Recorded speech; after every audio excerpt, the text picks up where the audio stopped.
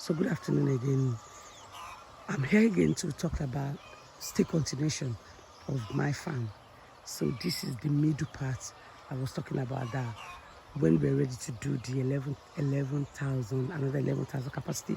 This space can actually is not big enough. You could see the space between this one and the second penhouse. You could see the first penhouse, and this is the middle space, and you could see the second penhouse. So this will be the third penhouse. But obviously, because it's really capital intensive, but our demands are actually higher than our supply. So this is the kind of a little sick bay that they put in place for the beds. Obviously, there are some things I need to, correct the staff on, to retrain them, to explain why we need to do things in an excellent way. But as you can appreciate, the way our system runs,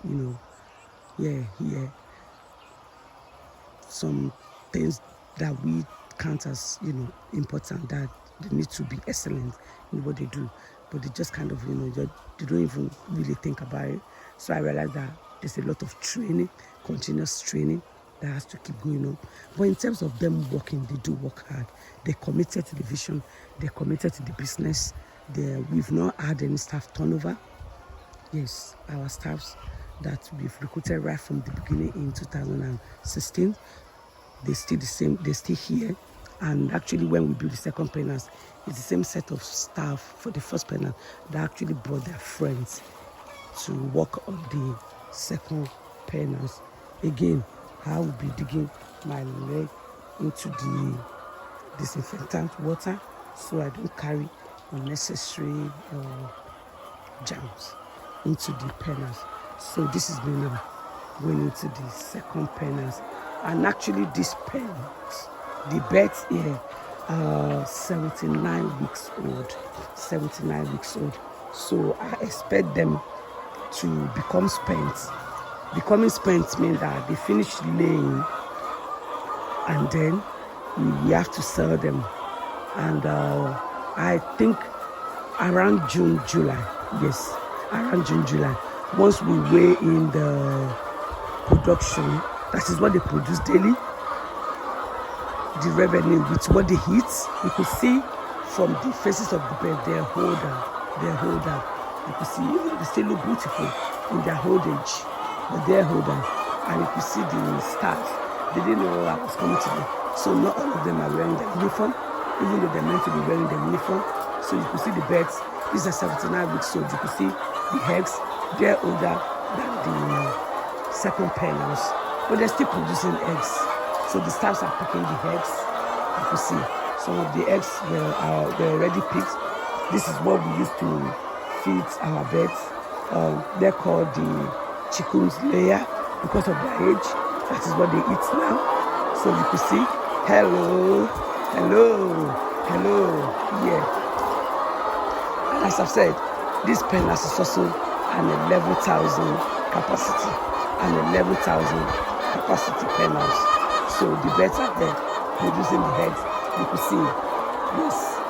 The staffs are cooking the eggs. They've picked this row and now picking this other row. And I just want to see.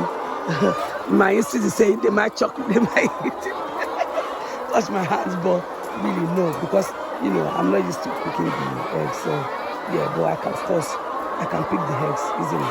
Why not? And I even asked the staff, should I pick it there? They said, no, madam, don't worry. I said, it doesn't matter, it doesn't mean anything. So these eggs is actually, they produce very large eggs, which is way bigger than the other penhouse.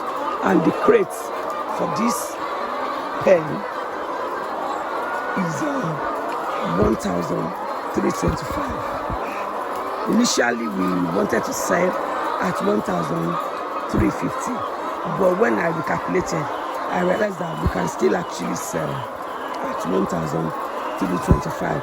So I sent a memo to the staff, to all our customers by text messages. The manager instruct the manager to send message to our customers that we will be selling to them at 1,325. So The customers, normally, somebody will buy 600 crates, you buy 300 crates from per one and 300 crates from per two. Somebody who buys 200, you buy 100 from per one and 100 from per two. However, somebody who buys like 50, the person might buy 20 from per one, 30 from per two. So we have that kind of flexibility because some people, we actually want more of per two than per one. So we just try and rationale. But thank God, all our eggs are consistently being sold off every week. Consistently being sold off every week. So we give God the glory. And even a lot of times we have to rationale eggs for the customers because even some do not mind to carry 1,000 or 1,005. And we say no, we have to kind of share it round to make sure it goes round, that no customer is left without eggs. And all the customers have my Nigeria number. Well done, that's it. How's it going? Well done. How's the family? Well done. Good work? Yes, good. And that's Augustine. He's one of the oldest staff. And you love working here or not? I like it. You like it? Are you being treated well? Yeah. Obviously, what do you expect him to say? But honestly, we treat the staff very well. We give them their lunch allowance. We pay them leave allowance, and they get bonus every quarter. And we encourage diligence. So every month end, they're entitled to at least a crate of eggs to take to for their family. So that is how we treat our staff, because they're the engine room of the business. Yes. Wow, these eggs, they're so big. The eggs are so big, massive. The eggs are so big, they're massive. Yeah. I'm really happy, away from London 95. To come and see my own entrepreneurship, my own business. Yeah, it's a good feeling, isn't it? Yeah, it's a good feeling that you're making impact.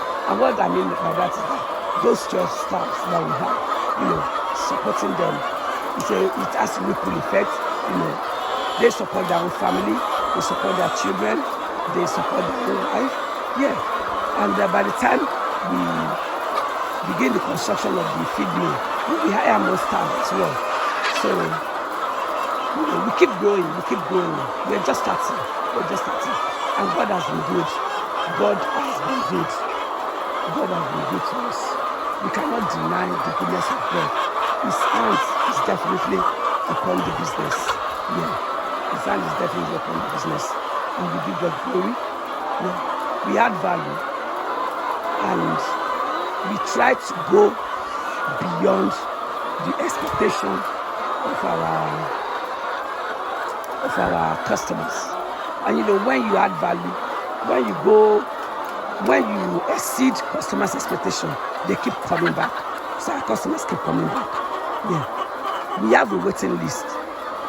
Actually, yes, we have a waiting list of some customers that have newly come that they want to register. But so far, we have not been able to give them eggs because we do not have enough. We simply do not have enough eggs to give these customers. We simply do not have eggs to give them. Yeah. So you can see from their look, from their job, their holder. Yeah. Their holder, their growing load. But not lie, they will have to produce, isn't it? Produce till, as I said, I'm expecting them to be spent around June, July.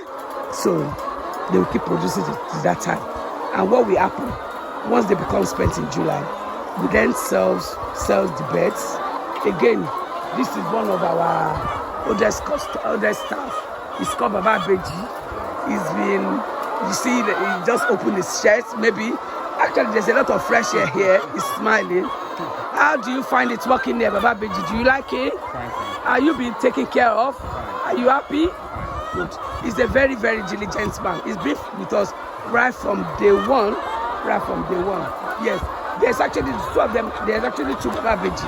And I'm like, I hope not all of you will be, giving birth to twins, which is good, it's the blessing of the Lord. Yeah. So as I was saying, the birds, when they become spent, then we sell them. We have customers that comes to buy them in bulk, as you can appreciate. I mean, over 10,000 birds. That's a lot. So they come to buy in bulk, and they sell as well. So that's after 22 months of the cycle of the birds. So what the staff does, then we then clean the whole cages, we disinfect it and leave it for 2 weeks for fresh air. Then we take in new birds at 12 weeks old. But remember, I said we intend to build our own brooding so that we can actually be taking better day-old chicks, and then we'll be able to breed our chickens. That we will then, once they're 12 weeks old, then we'll put them into the layers, pens. And these are some of the eggs, again, that has been picked. Down below is where the litters go. Yeah, I'm encouraging the staff for neatness. These people, each of them have a set of 5 uniform weekly, and we also did t-shirt for them.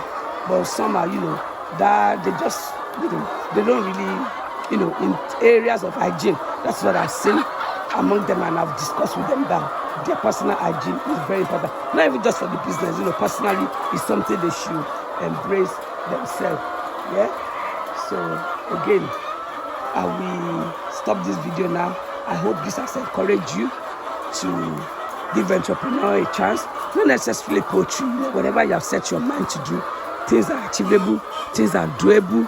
We talked about it, we plan it, we execute it, with the help of God. Obviously, you need to have the cash, you need to have the capital, but all things are possible. Do not start your plan with, where's the cash, where am I going to get the cash? Just get the plan on paper first. Get it on paper. The plan. Once you have the plan, you'll be focused.